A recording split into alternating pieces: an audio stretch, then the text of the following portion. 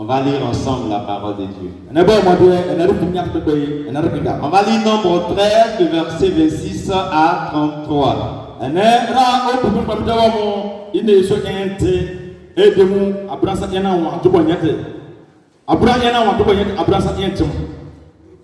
Je fais la lecture.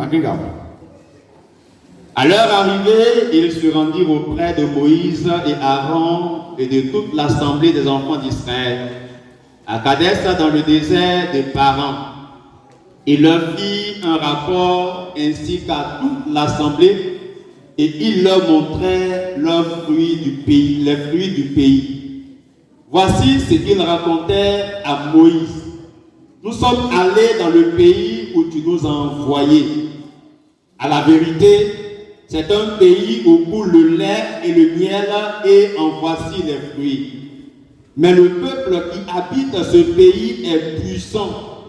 Les villes sont fortifiées, très grandes. Nous y avons vu des enfants d'Anak. Les Amalécites habitent la contrée du Midi. Les Étiens, les Jébusiens et les Amoréens habitent la montagne. Et les Cananéens habitent près de la mer et le long du Jourdain. Caleb invitait le peuple qui murmurait contre Moïse et dit: montons, emparons-nous du pays, nous y serons vainqueurs. Mais les hommes qui y étaient allés avec lui dirent: nous ne pouvons pas monter contre ce peuple, car il est plus fort que nous. Et ils décriaient devant les enfants d'Israël et les enfants d'Israël le pays qu'ils avaient exploré. Il dit: le pays que nous avons parcouru pour l'explorer est un pays qui dévore ses habitants. Tous ceux que nous y avons vus sont des hommes d'une haute taille. Et nous y avons vu des géants, enfants d'Anak, et de la race des géants. Nous étions à nos yeux et couleurs comme des sauterelles. C'est l'histoire des 12 espions que Moïse a envoyés à Canaan.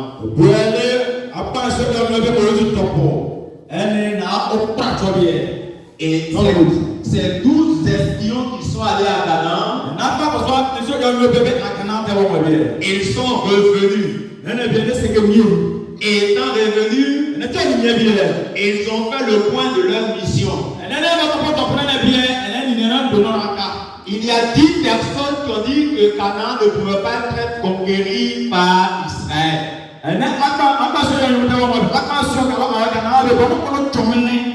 Et il y a Caleb et Josué, les deux qui ont dit non. Dieu étant avec nous, nous sommes capables de conquérir Canaan.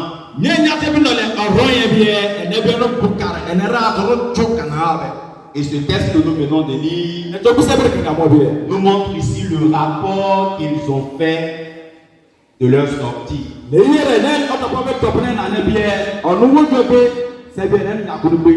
voudrais de ce rapport-là relever ensemble le défi de la mission aujourd'hui. Là, je voudrais proposer un sous-thème. Avec l'aide du Saint-Esprit, engageons notre volonté à identifier les défis de la mission intérieure aujourd'hui.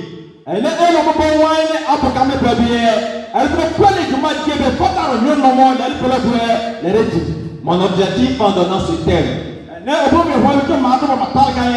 c'est premièrement amener chacun à identifier de la mission intérieure.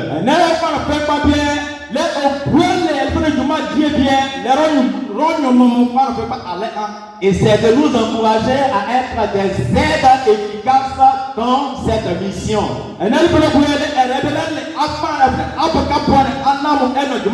Nous allons seulement voir deux éléments. L'identité des missionnaires et les défis d'aujourd'hui. Voyons ensemble l'identité des missionnaires. Quand on parle d'identité, on parle de la citoyenneté, c'est-à-dire de quel peuple dessus ou bien de quel pays ils sont. Comprenons bien. Le couple a fait d'autres non plus. On parle du rôle de ce missionnaire Les Touma bien fait, Diabé. et la preuve de sa mission. Les hommes bien fait, Diabé, les Touma bien. Voyons ensemble la citoyenneté du missionnaire. Quand nous lisons au début de ce chapitre 13, nous voyons que ceux que Moïse a envoyés, c'était des princes.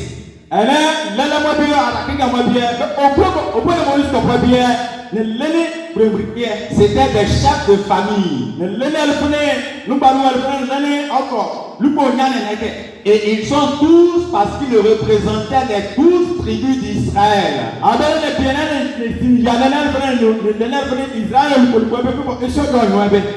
Ici, les missionnaires qui sont des princes. Pour nous aujourd'hui, ce sont des princes qui doivent apporter cette identité de missionnaire.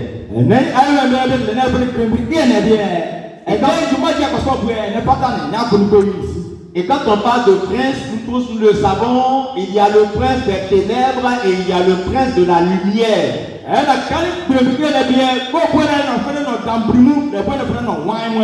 Et quand on parle du prince des ténèbres, il ne peut inspirer que ceux qui lui appartiennent.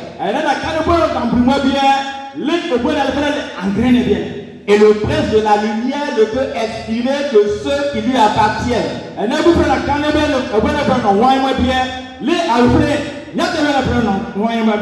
Mais je voudrais juste nous rappeler qu'à leur époque, il y avait beaucoup de princes.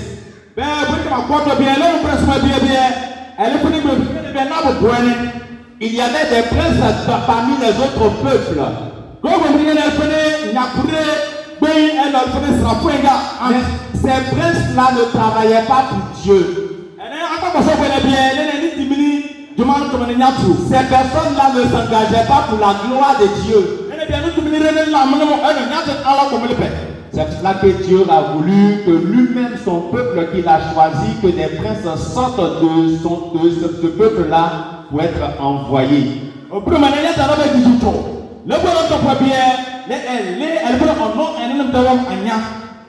Parce que c'est Israël seul qui pouvait garder cette place à Canaan et faire profiter les autres de cette place privilégiée de Canaan.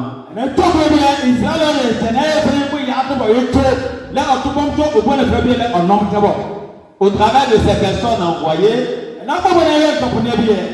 il y a Éphésiens 2, le verset 19 qui nous dit ceci. Ainsi donc, vous n'êtes plus des étrangers ni des gens du dehors, mais vous êtes citoyens des saints, gens de la maison de Dieu.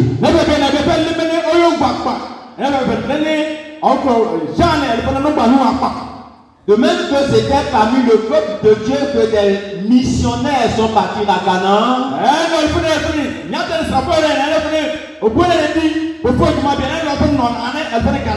Aujourd'hui, c'est au milieu de ceux qui appartiennent à la maison de Dieu que des missionnaires doivent sortir.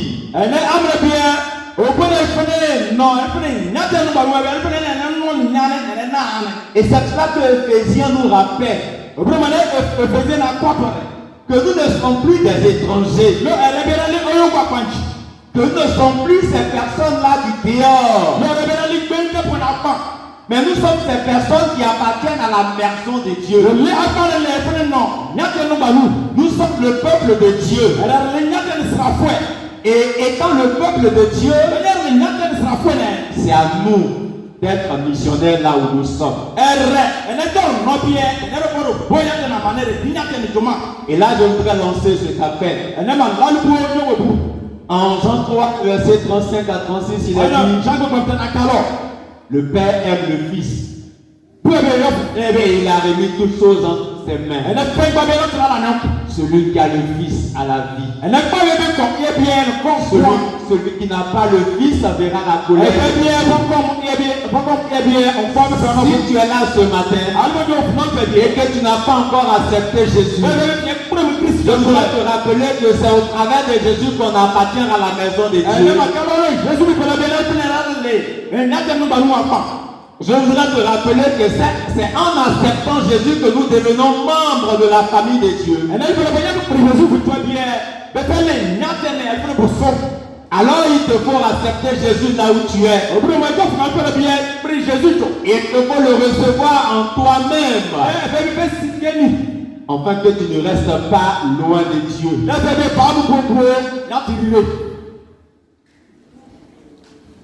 C'est ceux qui sont de la maison de Dieu, de la famille de Dieu qui sont envoyés en mission. Et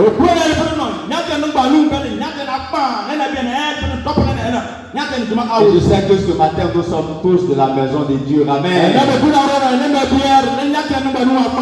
Alors voyons ensemble le rôle que nous devions jouer.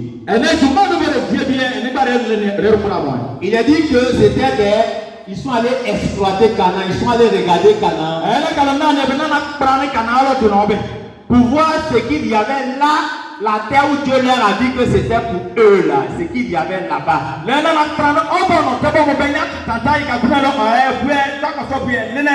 Et Moïse a bien décrit leur mission. C'était d'aller voir Canaan, de voir l'état de la végétation, de voir le niveau de la fertilité du sol et des plantes. Et quand ils sont partis, c'est ce qu'ils ont fait. Ils ont vérifié l'aspect des végétaux ou bien des plantes.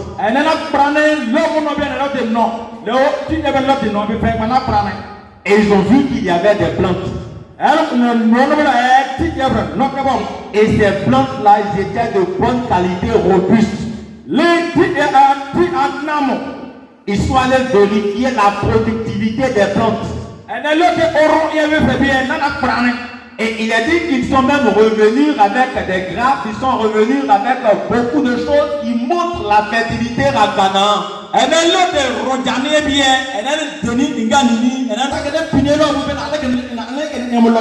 Mais si tu ne fais rien, ce que tu ne veux pas, c'est ça qui va arriver. Moi, je suis enseignant de fonction. Je suis au lycée. Et je fais l'effort d'encadrer les enfants que Dieu me donne à l'école. Mes élèves sont mes amis. Et je fais l'effort de les respecter et eux aussi font l'effort de me respecter. Parce que l'enseignement le plus important en tant qu'un chrétien enseignant, c'est le salut de ceux qui sont devant toi.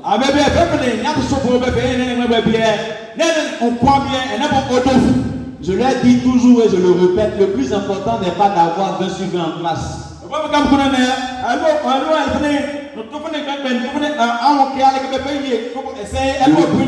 Le plus important, c'est d'être une personne sociable dans ce monde.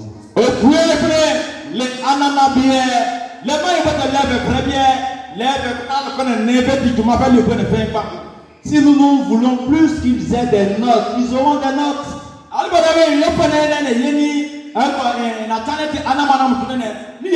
Si nous voulons qu'ils soient des personnes qui puissent nous remplacer demain,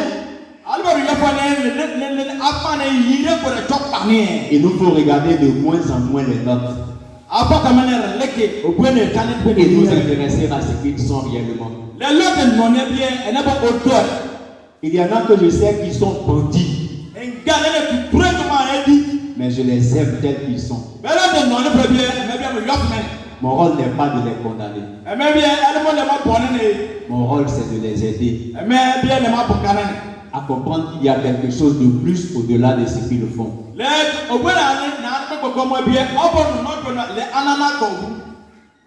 Là où tu es, quand tu sais tout ce qui est autour de toi, qu'est-ce que tu fais?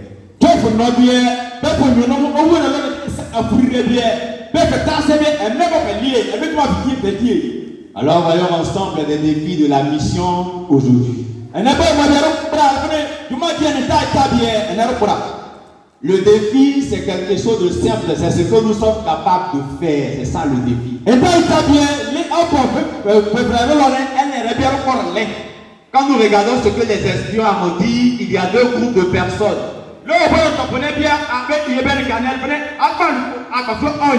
Il y a les 10 qui, malgré qu'ils font partie du peuple de Dieu, qu'ils sont des princes, n'ont pas compté sur Dieu et ils ont dit que celui-là, on ne peut pas le conquérir.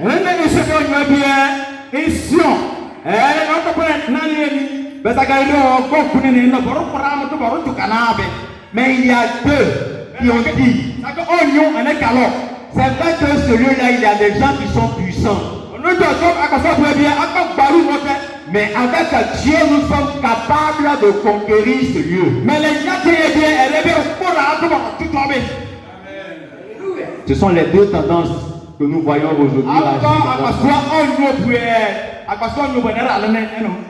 Il y en a qui agissent malgré qu'ils sont chrétiens en fonction de l'état physique du monde. Et il y en a qui agissent en fonction de l'état spirituel du monde. Quand on parle de l'état physique, on voit les gens sont de plus en plus intelligents, la connaissance commence à se développer. On voit l'innovation scientifique, le développement d'Internet, des richesses matérielles physiques.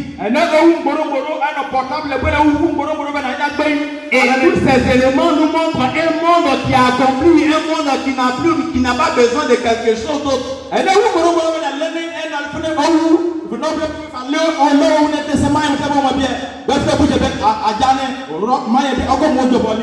avec cette richesse, il y en a qui se lèvent pour dire Dieu n'existe pas.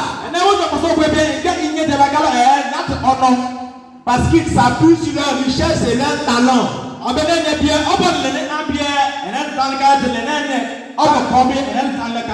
Quand ils se réveillent, ils vont dans leur loisir, ils vont faire ce qu'ils aiment faire d'habitude.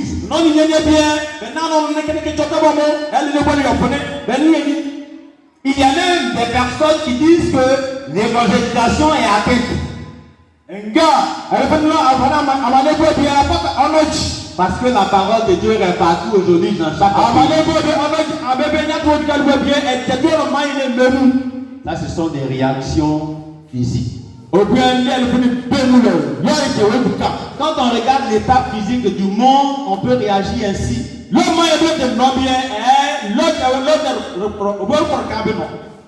Mais il y en a qui agissent en fonction de l'état spirituel du monde.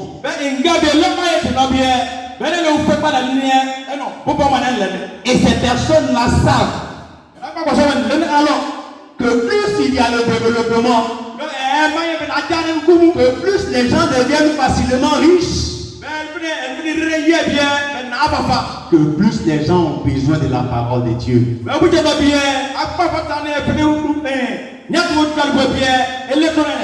Plus les gens ont besoin de la bonne nouvelle.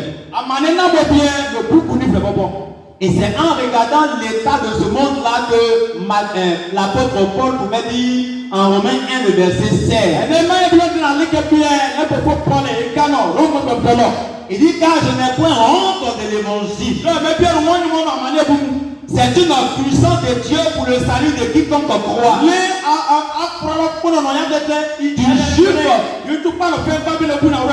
Du juif premièrement, puis du grec. Du juif premièrement. Parce qu'au temps de l'apôtre Paul aussi, il y avait le développement.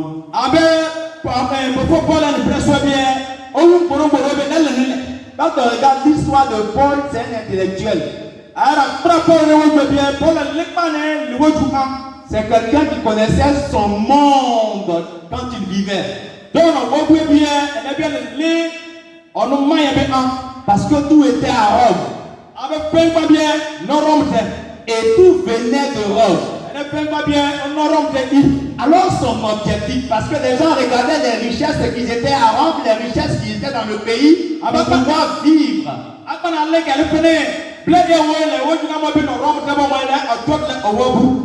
Et on voyait des choses qui n'étaient pas à la gloire de Dieu. C'est cela que Paul s'est levé et il dit, moi je n'ai pas honte de dire ce qui est vrai. c'est que la parole de Dieu là, c'est une puissance qui libère celui qui croit.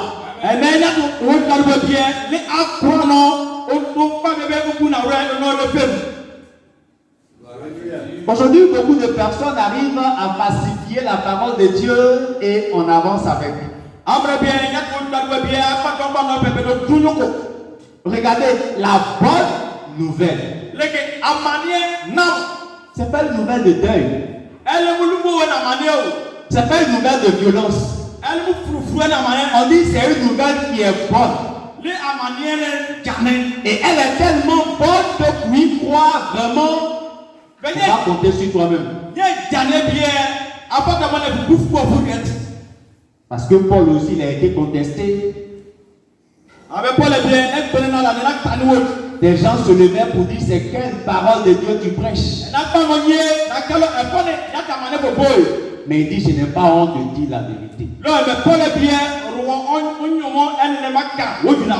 Ceux qui vivent en fonction de l'état spirituel du monde n'ont pas honte de dire la vérité. Ils n'ont pas honte d'expérimenter la puissance de Dieu. Ils n'ont pas honte de vivre pour Dieu. Ils n'ont pas honte de s'engager pour Dieu.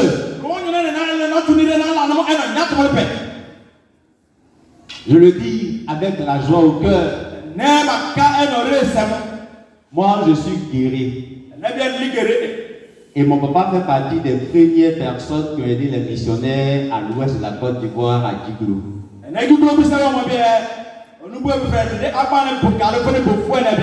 Et moi, j'ai grandi dans la présence de Dieu. Même à l'école des dimanches, j'étais parmi les meilleurs. Ceux qui s'engageaient pour Dieu.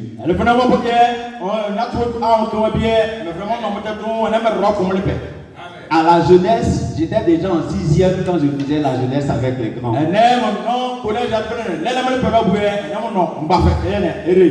Et quand il y a eu la guerre en 2002-2003, on est allé à Abidjan, j'étais en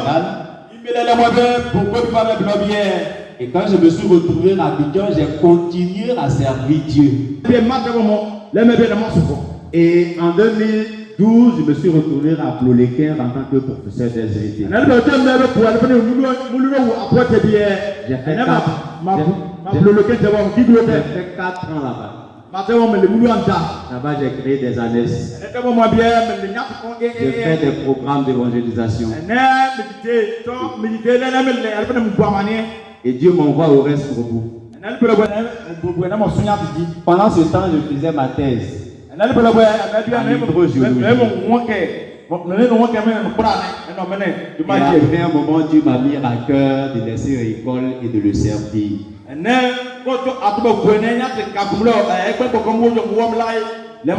Et je l'ai servi jusqu'aujourd'hui. Alléluia.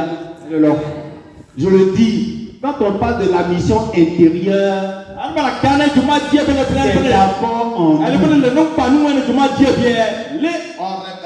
C'est d'abord en toi que la mission doit être accomplie. Dans tes pensées, dans ton cœur. Et quand tu es disposé à écouter l'Esprit de Dieu qui est en toi, alors tu seras capable d'aller là où Dieu veut que tu ailles. Je ne sais pas où Dieu va m'envoyer demain. Quand je dis que les laïcs peuvent être des missionnaires, c'est une porte ouverte.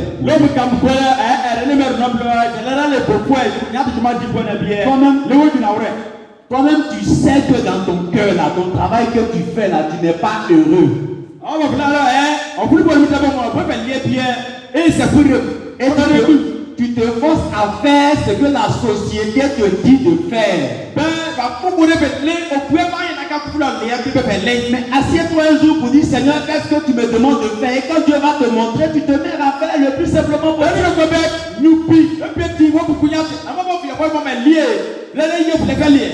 Mais tant qu'on ne s'assiera pas pour demander à Dieu ce qu'on doit faire sur la terre, évidemment, on ira partout, les hommes vont nous envoyer.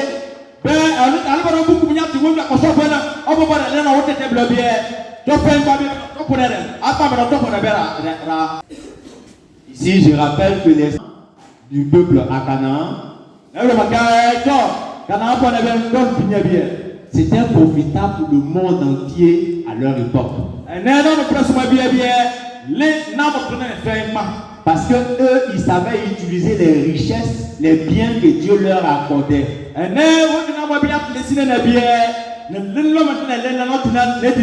Aujourd'hui, faire partie de la famille de Dieu est un avantage pour nous et pour tous ceux qui sont autour de nous.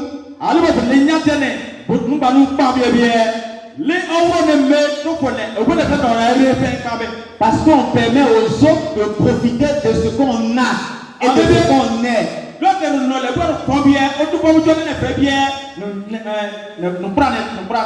Mais si on ne sait pas que les autres doivent profiter de ce qu'on a et de ce qu'on est, on restera égoïste.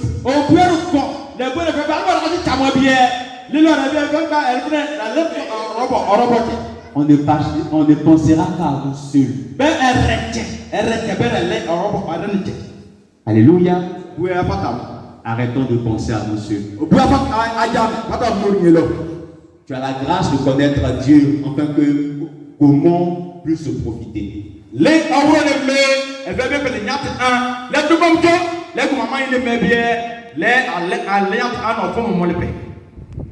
Le défi de la mission est de faire profiter les avantages de la vie éternelle par la bonne nouvelle que nous devions rapporter.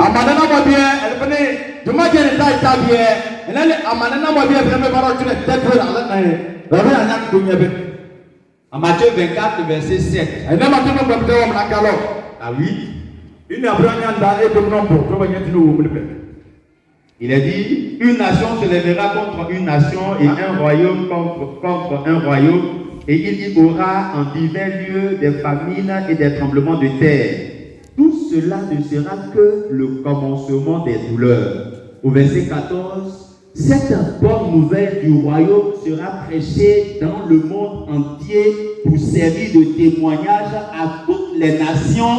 Alors viendra la fin. Amen.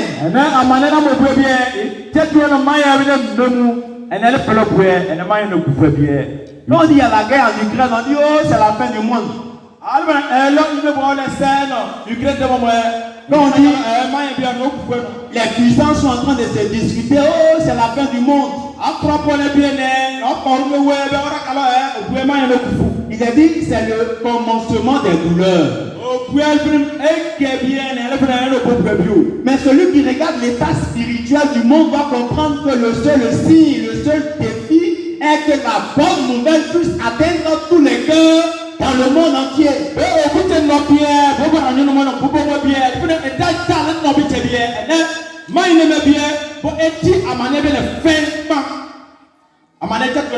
Au verset 15, il dit c'est pourquoi lorsque vous verrez l'abomination de la désolation dont a parlé le prophète Daniel, établir en lieu saint, que celui qui lit fasse attention. Quand tu vas voir à côté de toi quelqu'un qui est à l'église qui vit mal, quand tu vois à côté de toi quelqu'un même qui est appelé chrétien, qui a une vie tordue, ça doit t'emmener à savoir te positionner, à savoir voir les choses.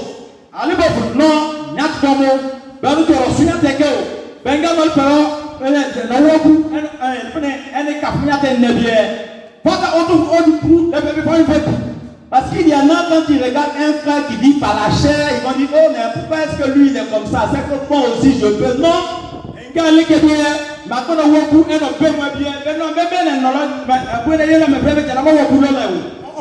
Si tu le vois vivre par la chair, ça doit t'emmener à dire moi je ne serai pas comme lui.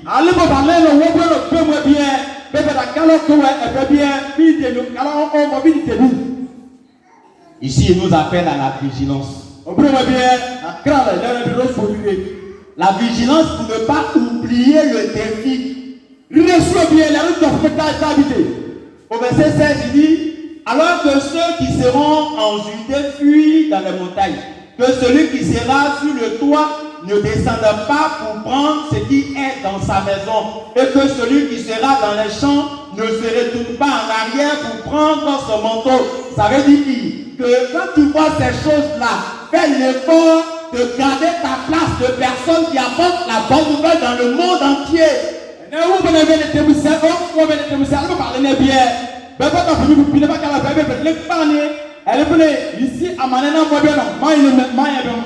Faut pas te laisser influencer par ta position dans la société ou bien par ce que tu es.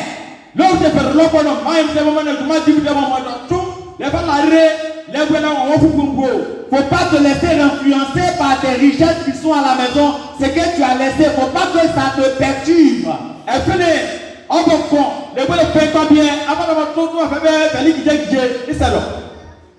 Faut rester à ta place de missionnaire.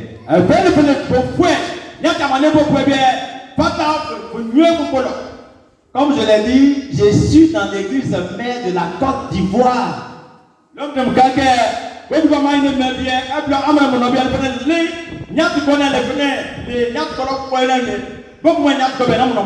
Parce que c'est la première église qui a enfanté les églises qui sont en Côte d'Ivoire aujourd'hui. Et ça fait obligatoirement de vous des missionnaires.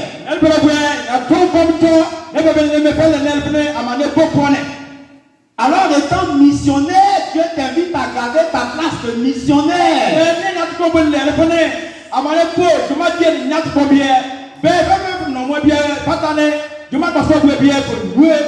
Faut pas te laisser influencer par les bruits qui sont un peu partout autour de toi.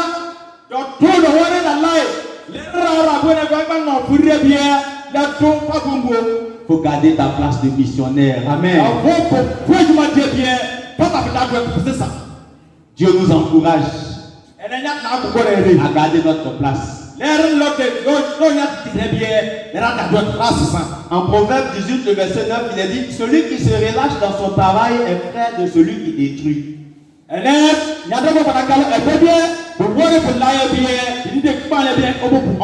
Si tu es missionnaire, tu es né missionnaire, tu es dans une assemblée missionnaire et que tu ne fais pas ce que tu dois faire en tant que missionnaire, tu es comme quelqu'un qui est en train de détruire la mission.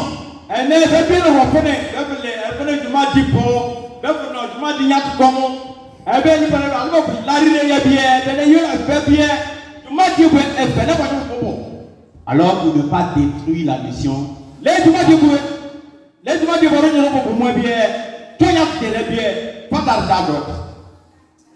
engage-toi à relever ce défi de missionnaire. En apportant ce que tu as. Généralement, quand on dit en apportant ce que tu as, l'idée des gens vont directement sur l'argent.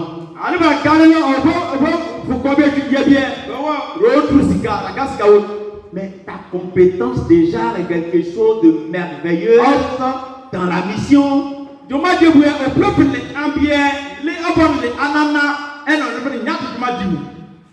Alléluia. Amen. Je suis président de jeunesse et je travaille avec la sœur, c'est Madeleine. Ok. Elle est responsable du secteur Saouye par rapport à la nuit des talents.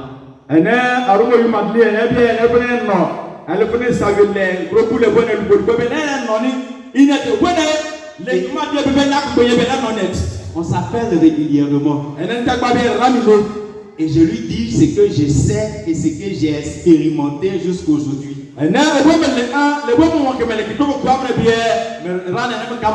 Sans lui donner de l'argent, ce que je lui dis peut lui apporter beaucoup de choses.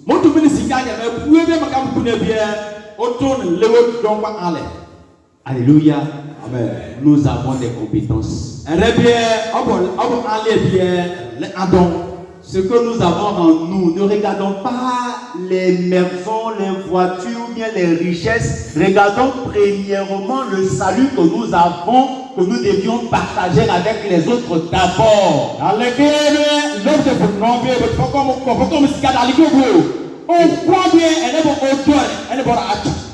Et à se mettre à prier pour que les cœurs des gens soient sauvés.